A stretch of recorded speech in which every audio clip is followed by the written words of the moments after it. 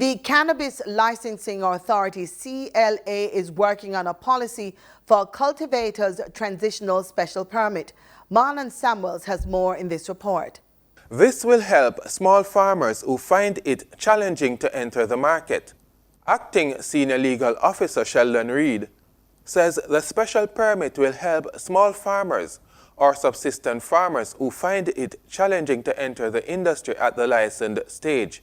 We understand that a certain aspect of the grassroots do find challenges entering the industry, and a lot of those challenges are linked to finances, among other things.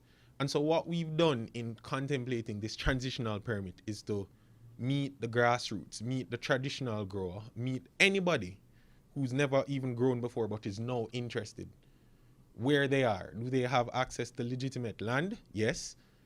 And do you have at least, 5 feet worth of fencing? Yes.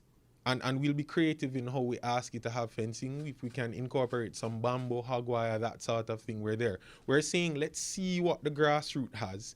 Let's meet you where you are. Let's ask that you have certain basic infrastructure. And of course, if you are a person who is fit and proper, meaning that you wouldn't be, a person who is convicted for fraud or that sort of thing, where it would be very unwise for you to have a license to handle ganja, then if you have those basic things, and I'll get to the fees that this permit will be, then we want to incorporate you into the license regime. Mr. Reed also says the special permit was developed to facilitate greater inclusion in the industry. This permit, it's currently being developed. We're at the policy stage, and we've gone into the grassroots, so to speak, into the field, literally into the fields and into the hills and the valleys, to see if we can ascertain how it is that we can better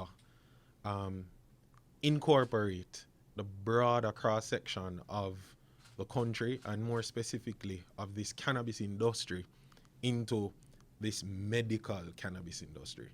The officer says the CLA is aiming to make the special permit at least 50% lower than the cost to obtain a Tier 1 cultivator's license, which is $1,000 US. He was speaking at a recent JIS think tank session. For the news on PBCJ, I am Marlon Samuels.